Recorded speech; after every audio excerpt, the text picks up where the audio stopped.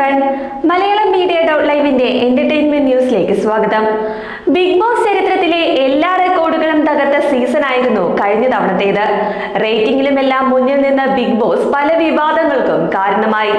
എന്നാൽ big Boss Malayalam season 6 അവസാനിച്ച് ഇത്രയേറെ മാസങ്ങളായിട്ടും ബിഗ് ബോസ് താരങ്ങൾ തന്നെയാണ് സോഷ്യൽ മീഡിയയിൽ ചർച്ചാ വിഷയം. ഷോയിലേറെ വിമർശനങ്ങൾ കേൾക്കേണ്ടി വന്ന വ്യക്തികളായിരുന്നു ജാസ്മിനും ഗബ്രിയും.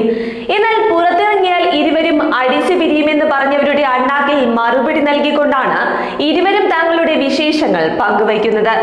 അത്തരത്തിൽ ജാസ്മിന്റെയും ഗബ്രിയുടെയും പുതിയ ഫോട്ടോഷൂട്ട് വിശേഷങ്ങളാണ് വൈറലാകുന്നത്.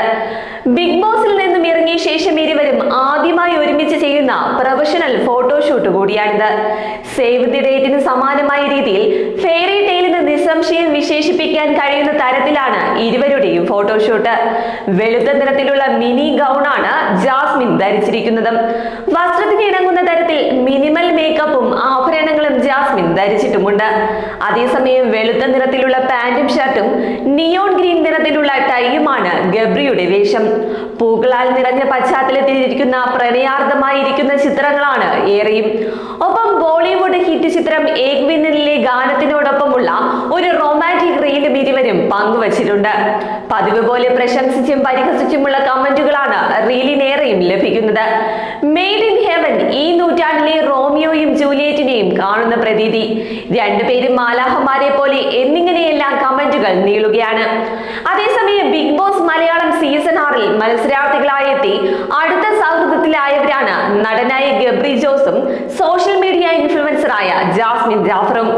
ജാസ്മിനുമായി ഗബ്രി എടുത്തപ്പോൾ ഇരുവരും ഹൗസിൽ നിൽക്കാൻ വേണ്ടി ലവ് കോംബോ കളിക്കുകയാണെന്നായിരുന്നു ആക്ഷേപം. ആദ്യത്തെ ഒരാഴ്ച ഇരുവരും ഇൻഡിവിജ്വലായാണ് മത്സരിച്ചിരുന്നത്.